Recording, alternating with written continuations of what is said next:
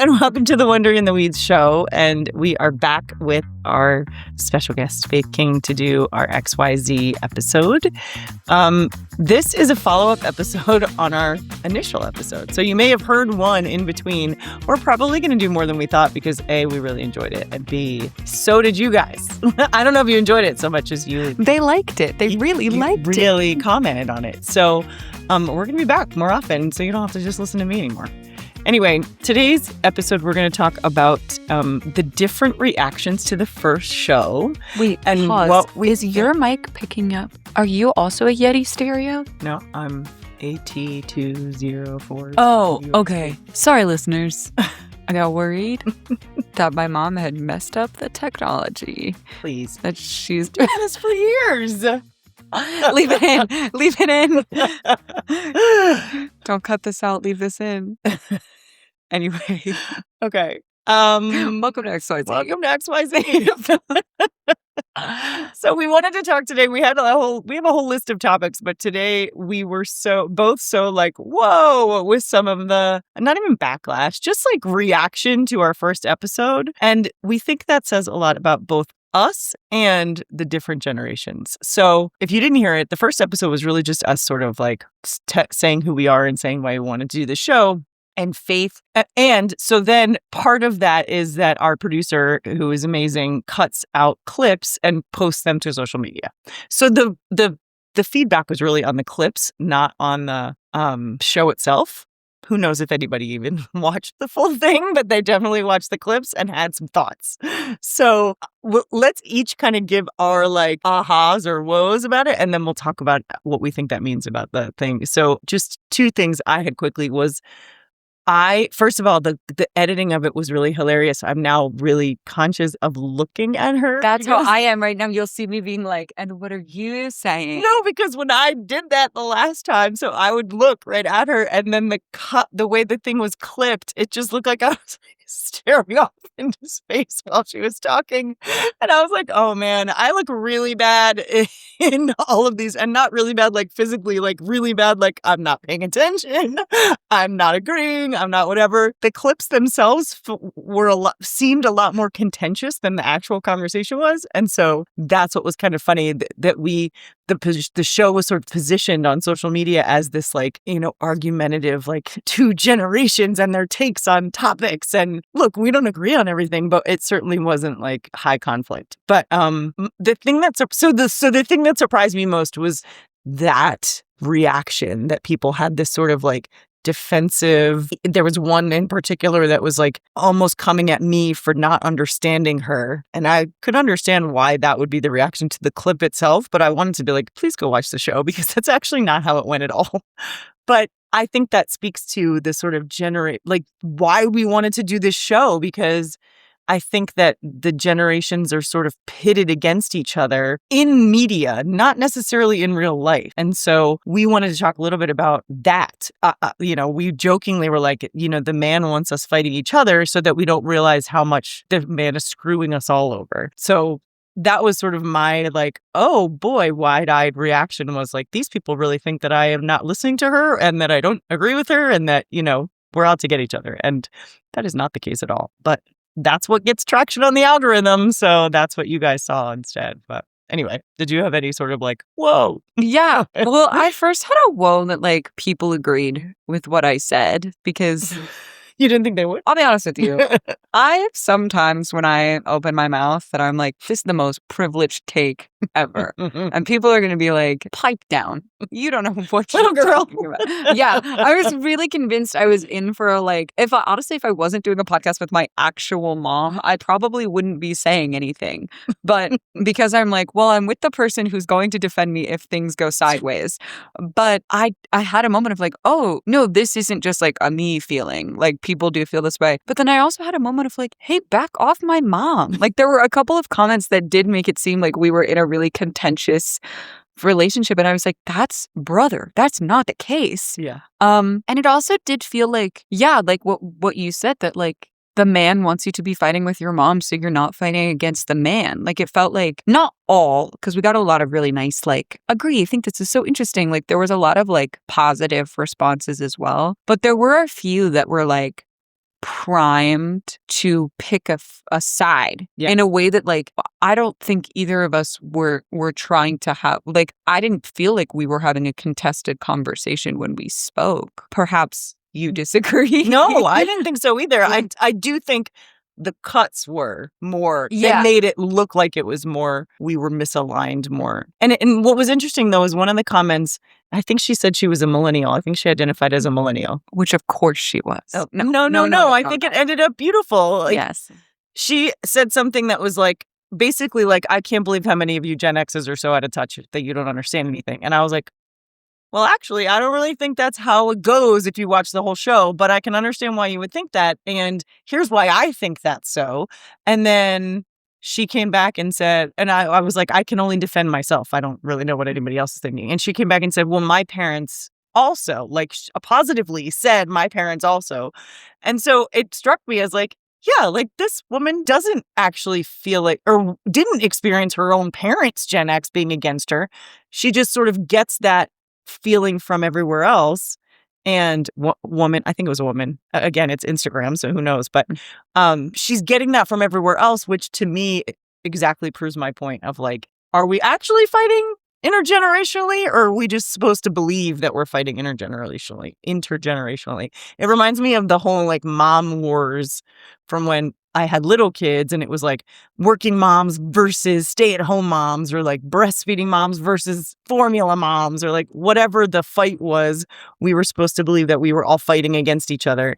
And in reality, none of us actually cared what the other one was doing. It was more of a like the society telling us one way was right. And look, they're better off taking advantage of all of us if they have us fighting one another. And so this just reminded me of that like, oh, these generational fights probably aren't real fights. They're actually just people being told that they're supposed to dislike the other one. So, yeah, it made me think of that Parks and Rec quote where Leslie Knope is running for town council, and April is like, the people who disagree with you are the minority. They're just shouting louder than everyone else. Yeah. And like, that is by and large what it's like to exist on the internet right now. Just not even as like a media personality like we are. No. Imagine this is episode 3. I've claimed that for us. Only one is aired.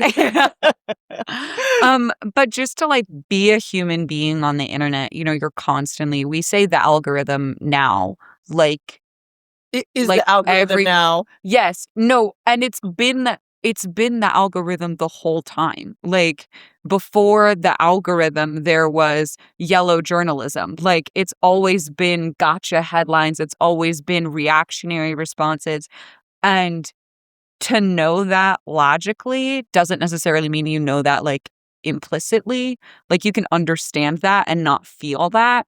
And I think that like that's also something that like I really admire about you is you're better at that than I am. You're better at like seeing something online and being like, wait, was this fed to me? And I do think and I think there are more Gen X parents who are like that. However, it might not always be phrased in the rightest way. Not rightest. Like, I think sometimes that gets translated to Gen Z as, well, you guys are just on the phone too much. Or like, it's always that damn phone. And in reality, sometimes it is that damn phone. For us too, though. Yes. I mean, that's the big, the big, not even secret, the big, like, whatever it is when you're, I can't think of the word. This is my Gen X brain. Can't think of the word. When you're hypocritical. That's the big hypocrisy, is all of us saying they're always on their damn phones as we're scrolling our phones. So, again. And it can be, I think it's not designed, but it happens this way that like, and I know it's happened to me sometimes too, personally, where I've seen something on Instagram or online or something, and I've looked up and I've said to either you or my dad or my siblings, and I've been like, did you guys know this thing? And not intentioning to, or maybe intentioning to, or someone will be very dismissive. It'll be like, oh, that's not true, or oh, that's not right, or oh, you don't know what you're talking about. And then I'll be like, oh, mostly your dad. Well, I want to, yeah, mostly my dad. And that'll make me be like, well, why did I even bother sharing with you?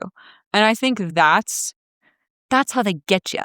Like it's to it's the society. No, but like you get drawn back into your phone because when you try to bring up a point, if you get immediately shut down, it feels bad. And I think that the way that like the algorithm and like our current media landscape is set up, we're doing that to people in our real lives without even thinking about it. And that particularly when you add on the like generational divide, like we've been talking about, like, I mean, my poor dad, he's really great. But if I say something about living in the world, about being my age, that he doesn't necessarily agree with, he can get a little bit like, well, you're so young. You don't know how that is. And it will then make you feel like, okay, well, I can't talk to people who know more than me about this, who have lived longer lives, because they're not going to honor my opinions or my reasoning as true. And again, that's how they get you. We were talking about this before the camera started rolling, and we were laughing that we should have had the camera rolling because we were talking about the word inertia. Guys, comment below, like, share, subscribe. What does the word inertia mean? Do not listen to it. We're going to give you time. Type in the comments below right now, what do you think the word inertia means? I wasn't even going there. Oh, I'm sorry. But also, this will show the generational differences because now I'm like, don't interrupt because I'm definitely going to forget what I was talking about if you interrupt me. No, what we were talking about before was this idea that, like, in our house, we jokingly throw her dad under the bus, but he's actually gotten much better at not sort of just dismissing them either, because he and I are sort of from the same school of thought of, like, we don't want our kids to have to go through the same shit we did as young adults who were literally stumbling their way through things. And to talk about privilege, we had the privilege of being able to stumble through our life without any like catastrophic ramifications. I mentioned on the last one, we were talking about houses, that we lost all our money in the housing bubble, which was absolutely true, but we were never in danger of not having a place to stay because we had families that would have taken us in if need be. That wasn't need be. I mean, temporarily all the time. I feel like I lived in my in-laws' basement many different times through moves, but we made some dumb choices and some dumb decisions, and we made some of those choices based on what we thought we were supposed to do as grown-ups, and we kind of both agreed, like, we don't want our kids to do that. Actually, I'm not so sure he agreed at first, but I bullied him into being like, we have to be honest with them about finances and adult decisions and where you're supposed to be, when you're supposed to be, because I don't want them to not know. I just didn't know. I didn't look. My mom did the best she could, but she didn't know. She grew up in with Great Depression parents, and then was just a single woman trying to raise 6 kids raised 3 of us, really. The other 3 were sort of raised by the time my dad died. But, she was a single woman with a high school diploma trying to figure out how to raise a family. She didn't really have time to teach me about, like, investing. I'm not sure she ever was able to save, much less teach me how to save. So, like, personally, I had really frank conversations about being an adult with my kids when it was time for them to understand things about being an adult. And being the youngest, I think this is the difference between her dad and I, is that I'm the youngest and he is the oldest. And as the youngest of people way older than me, I sort of made a personal promise to not treat young people like they didn't know anything, because I spent most of my life being patted on the head like, you'll learn someday, girl, what the real world is like. And I just refuse to ever treat my kids like that. And so I don't know if I can speak for the whole generation, but I know that I can. But I do think a lot of my friends are the same, that we were like, we want our kids to do it better than we did it. We don't want them to have to suffer the same things we had to suffer. We want them to do it better than we did it. And we want them to know why. And that was how they grew up. Like, we had, not just money and finances, but like, we fought about all kinds of stuff in the world around our table, and they would come at us with Wikipedia things, and they would come at us with truly researched things, and we sometimes pushed back, and we sometimes were like, oh, we didn't know that. Thank you for teaching me that, kid. Like, it just wasn't there wasn't a like, we know more than you simply because we've been around longer. Most of the time. There still are times where I'm like, yeah, that's how it's going to be. Yeah. So. And I think coming from a younger kid perspective, and again, I can't speak for all of Gen Z, but I think there's some sense that, like, when you tell me, like, yeah, we had a house and then we lost all our money in the housing bubble. Um, I think that sometimes with like a Gen Z, like an intergenerational conversation, the step that Gen Z takes that can be hard for like an older generation to hear is you guys, in an effort to teach, explain like, hey, this is how it happened and this is how it kind of, messed us up. And so going forward, this is what you should do to not make these same mistakes. And we hear your mistakes and are like, oh, the system is wrong. You did not make a mistake. You got handed a raw deal. So what actually needs to happen is a complete dismantling and overhaul of how we do things. And some of that's the privilege of being young.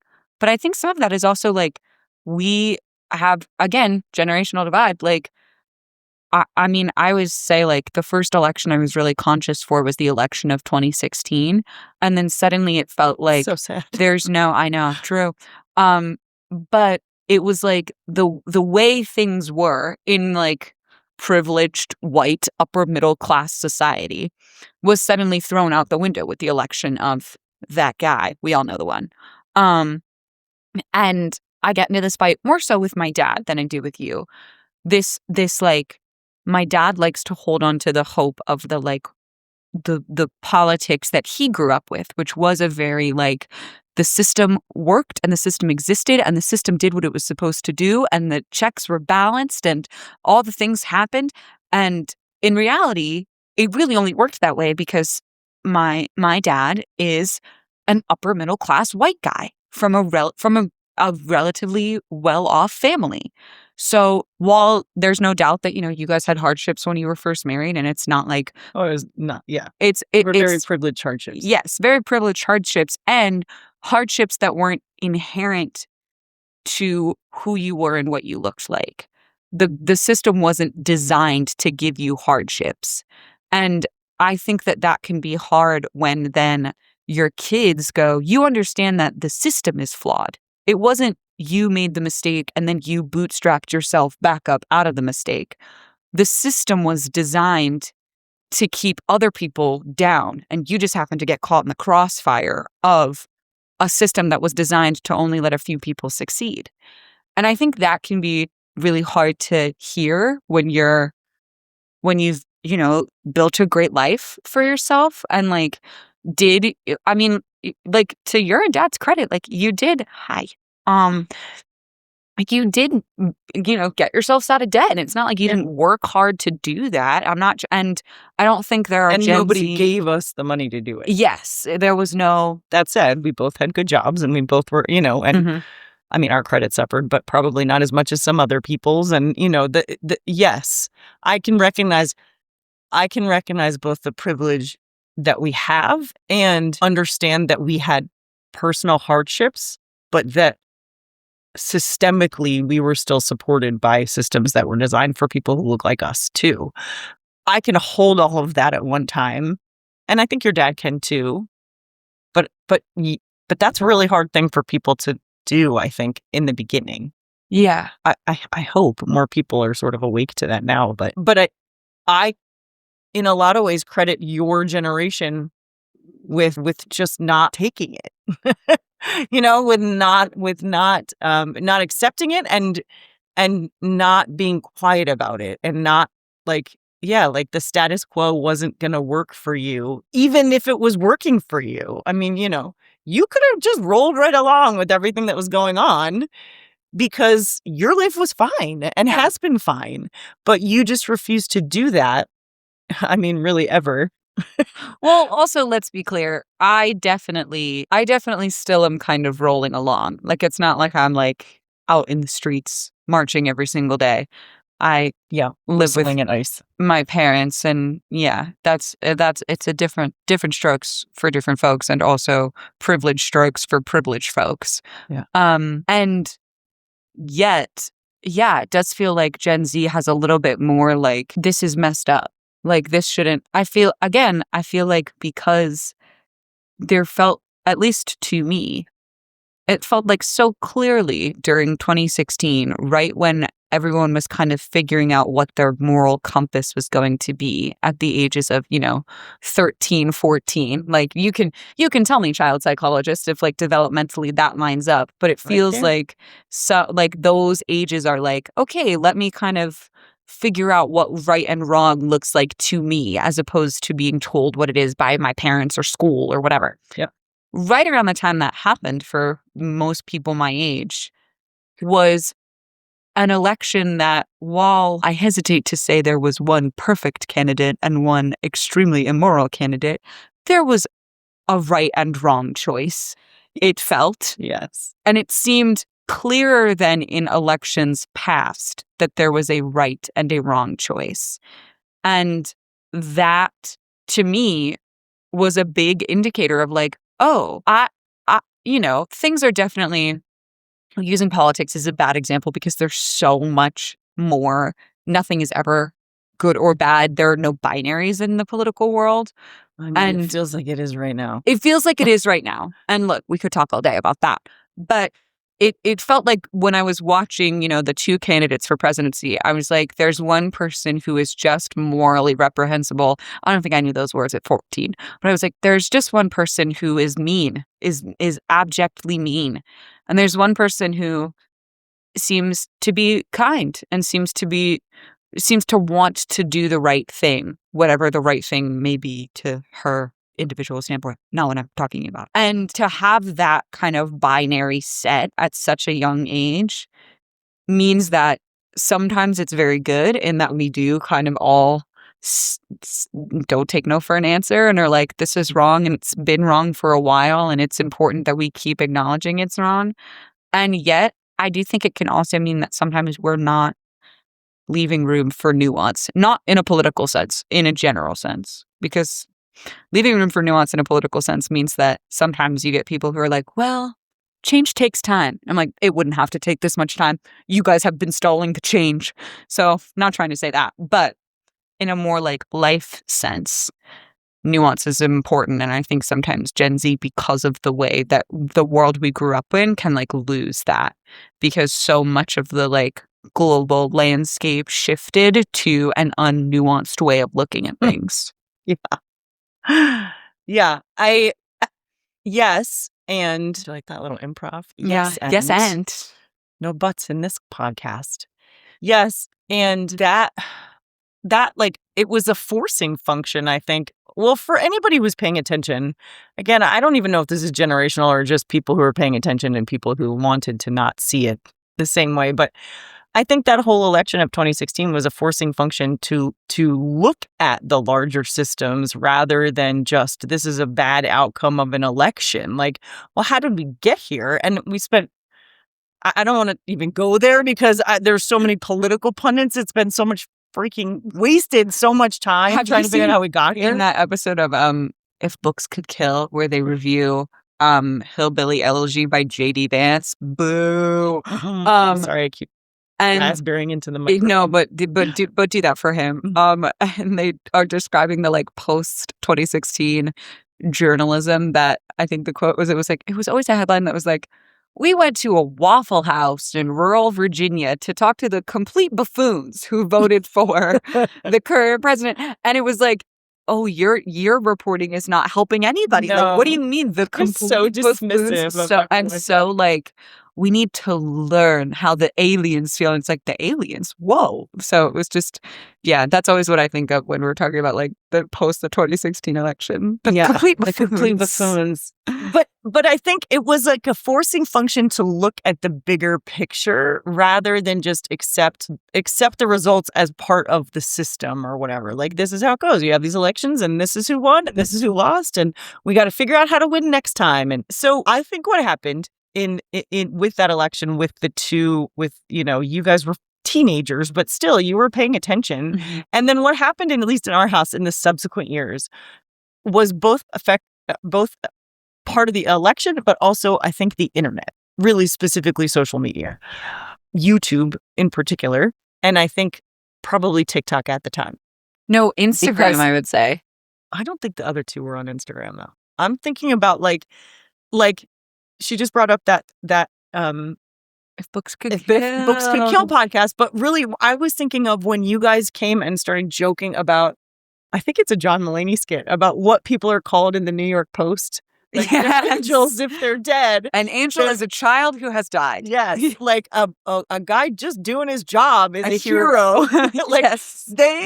They came to their dad and I and just like, our house is like just banter back and forth and back and forth and back and forth. Like, we've had her friends and my other kids' friends come to visit and be like, it's like double Dutch jump rope where you have to like wait your turn to try to get into the conversation. My uncle.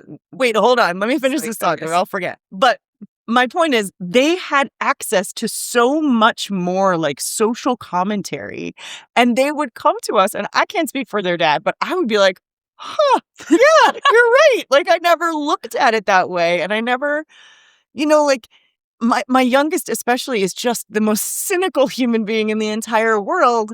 And I have to always combat it with my hope and joy and wonder and all of that. But also he has a way of looking at things that makes me rethink so many different things, including like systemic issues and historical things and, stuff that, quite frankly, I wasn't paying attention to at their age because I was, a middle-class white kid who was just trying to like get a job and pay my rent, and didn't think that there were I knew there were global issues. Like, I wasn't completely ignorant, but I didn't realize that I had any part in it. It was like this, this thing. This is the thing that keeps everything running, and I'm not part of that thing. I'm just going to go teach my second graders and hope for the best. And these guys have all had, and their friends, it's not just them. Like, when we have them all over, it's their friends, it's everybody. They just have such a wider view of the world and their part in it that, I changed as a result of hearing them. And I didn't change completely. I mean, they were raised in a house where we like understood our environmental impact, and we understood our charitable impact, and we understood like giving back to our community. Like, it wasn't like I was, I didn't have blinders on before they were born. Well, actually, I did have blinders on until they were born. And then I started to be like, oh my God, the world is on fire and I need to help. Mm-hmm. But they just had a different perspective on the systems and the history of this place that I didn't have and was able to adopt. I think my husband was slower to it. And not because he didn't want to, but more just because he was like, I just don't think he was around it as much as I was. He was at work. He was at work. Yeah. He was at work. He was at work. And to his credit, he is absolutely exactly what you would want a middle-class white guy to be, in that he's open to, I joke with him all the time. I'm like, you're the only white guy I want to be in leadership because I know you're going to do a good job. And he's always like, thanks. Right. That's the most backhanded compliment ever. Mm-hmm. Anyway, he's a good man. But I feel like we have to preface this podcast all the time. We're always like, but he's a good guy, though. Like, he really is. While we critique him profusely. Anyway, I just think that we have had a much more open line of communication generationally in our house than maybe it came off in our open podcast. And I think, actually, I don't know. I was going to say I'm pretty open to your view of things. And I don't think that's untrue, but I think I might be less open to it lately than I was, let's say, like 4 or 5 years ago. Only because... I would agree. Only because, and it not less open, but more like, wait, I do know some stuff. Like, I'm a little less humble than I was before because I'm like, hold on, you don't know everything about everything. Like, I do have some experience and I do know some things. For instance, when she spoke earlier about, what you're better at is reading something and being like, wait a minute, what? And I think that comes from experience. I think that comes from, and it's not that I don't trust, well, actually right now I don't trust anything I read, see, or hear. But, as an English teacher, part of my job was media literacy. Back, I was like, blazing new trails at the school because I thought these kids need to understand that like Wikipedia is not a resource for like a research project. Because the thing now is that Wikipedia is pretty reliable. Getting better, yeah, but still a whole lot of fake stuff. You shouldn't cite it. No, don't cite it in a paper. And I in teaching that sort of realized like, oh, I have to be teaching a little bit more. Like these guys need to understand like this guy Joe in his basement that just put a website up about the Civil War isn't a primary source. It's in like the green Yes, text. back in the day, it was like, a Google blog site. And they Nice. were, they were kids. So they were looking for information and that's what they were finding. So anyway, as a result of teaching that, I have a much more critical eye when it comes to, and then spending just the very limited amount of time I did in social media as a blogger at the beginning and then, doing some campaigns for things, you start to understand like it's all being fed to you. And so, I mean, we could do a whole nother episode about this, but I just watched the most disturbing thing today about grocery prices. Wait, we're doing this in the other episode. We'll come back. But my point is, I think my sort of pause is because I wasn't raised on the internet. And so I do have a healthy bit of skepticism when I see or hear anything in social or on YouTube or anywhere else. Whereas for this generation, that is often their one and only form of information. I know my other two, not this one as much, but my other two, YouTube is where they get almost everything they know is either from Wikipedia or YouTube. And they're smart enough to, question it, but not always. Sometimes they come to me with things and I'm like, hang on, let's do a little more. Well, this is also a generational divide thing because I'm going to jump on and defend YouTube for a second. I'm not, look, you're currently watching us on YouTube, so I'm not disparaging it. Like, share, and subscribe. I'm not disparaging it, but it's an open source platform, so you can't just. It's not always going to be fact. Like, maybe check it. Yes, and I think that the two things. One, Gen Z, because we have the access to so much of it, like the social commentary, the whatever, like. The John Mulaney New York Post bit, there's no guarantee you guys wouldn't have been able to figure that out in terms of like, oh my God, every time like the New York Post calls kids an angel every time they've died. We just weren't looking for it. Yes. We weren't looking for it and we didn't have the comedy, we didn't have the YouTube video for somebody else to point it out. And I think that has led to like, this might be giving us too much credit, but it's led to like a little bit of a like, we pick up on trends faster of like, oh, we saw this, and this.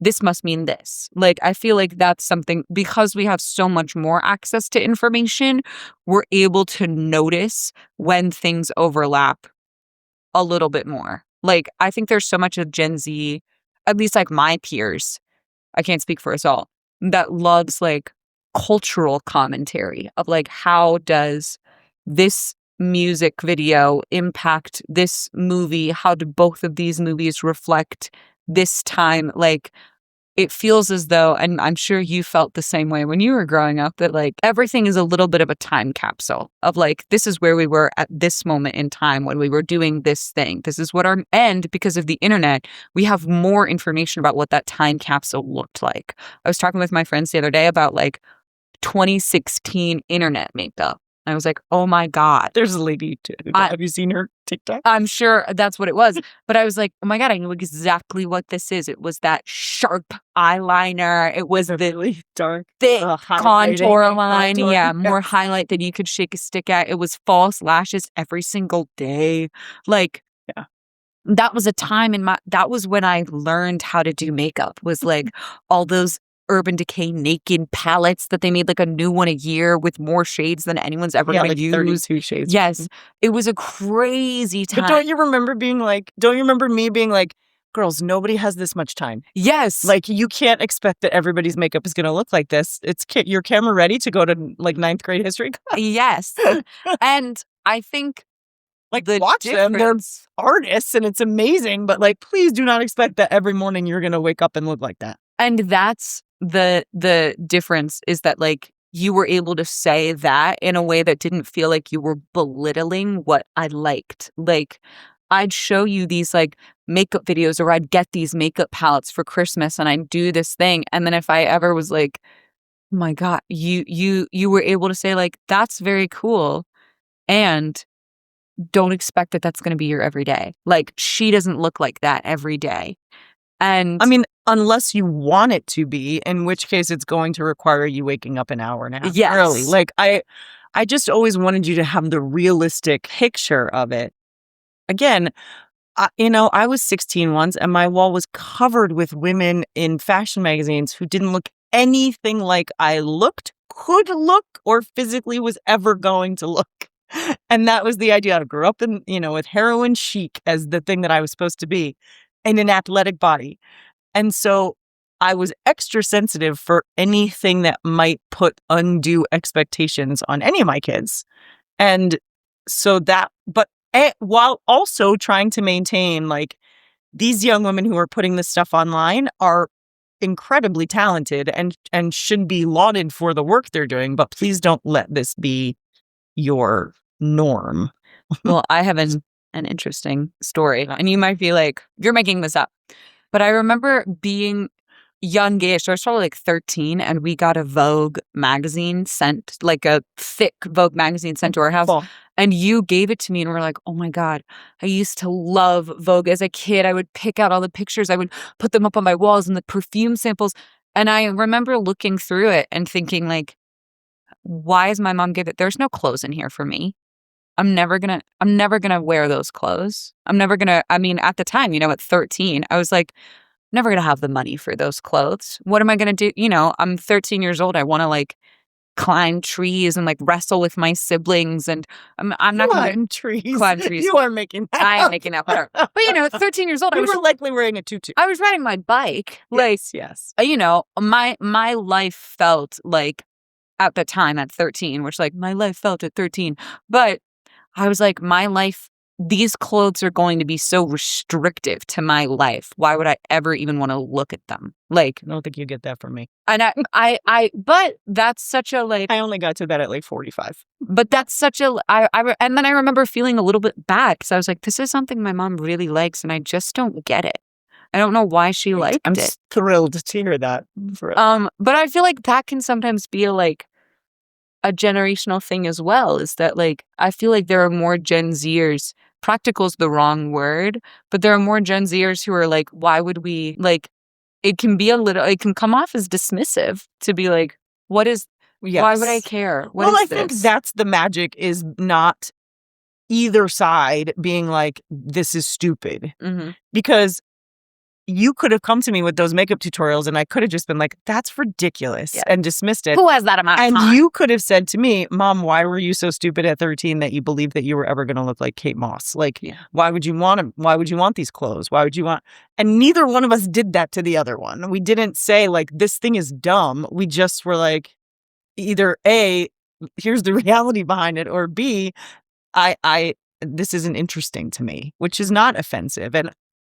And I think when I work with parents, what I see is that those things can be really personal on both sides. And you have to be, as the parent, not as the 13-year-old, they're not responsible for this part. As the parent, you have to be responsible for recognizing the sort of future relationship that you want with this person. Like, you don't call them stupid. Even if in your brain that's what's happening, even if you think what they're doing is really dumb, like, you have to be able to remember being 13.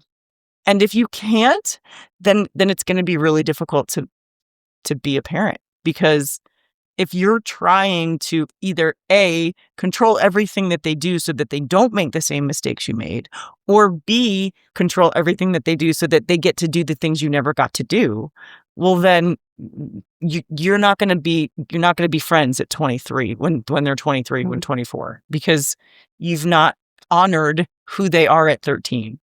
And that, maybe that's a good way to end it, is to, because the whole reason, at least I did this, is because I work with parents, and I want parents to see, especially the ones that are in it, that are just in the trenches right now, that there's such a great payoff, but you have to do some of the things. And by no means, I would not sit here with my kid if and say that I did it all right, because that's just asking for trouble.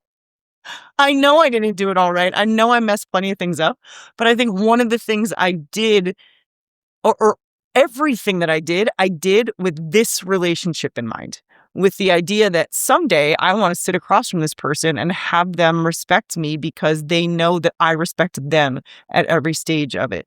Even if, I thought they were being an idiot sometimes, or even if I knew they were making the wrong choice, which we'll have that conversation another time too.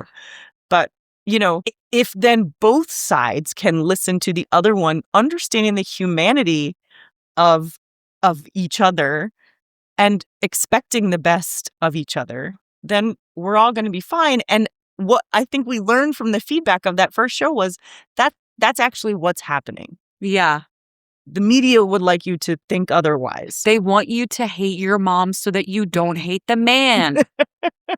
That's what we've been saying to each other all week. End on that. Yeah. They want us fighting each other so that we can't fight them. Mm-hmm. And right now, boy, do we more than ever maybe need to be fighting them. So yes, that's why we're here. Hopefully this doesn't get clipped to make me look like a horrible human. Or make me, I've made a couple of faces when you've said stuff that I'm like, someone's got to clip this and make it look like I'm rolling my eyes at my mom.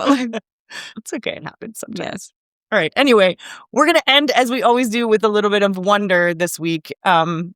Just because, boy, you got to look for it or else you'll drown in, well, for us currently, you'll drown in snow. So do you have one? Yeah. Okay, go. You start with your weekly wonder. This is a bit of a selfish wonder, but when I was first getting my driver's license, I had a lot of anxiety around driving in general. And over the past week, I have driven in a lot of really rough weather situations. It's been snowing kind of on and off and different types of snow. So true. Pretty much since Thanksgiving. Every day. Pretty much. 2.5 weeks ago, it's been snowing every day. And I can't say that I've been like super gung-ho to do it, but I haven't let the inclement weather or having to drive in inclement weather stop me from living my life in the way I did even at like 18, 19, 20. So that's been a little bit of a wonder this week. It's like, it's, if you're in the trenches of that kind of driving anxiety right now, like, I mean, I remember making you drive me to dance class for like a lot of time because I was really scared to even get on the highway after getting my license. So now I take 2 different highways to work every single day and often in the snow. So yeah. Often in the snow. Like every other day, it's snowing. Yeah.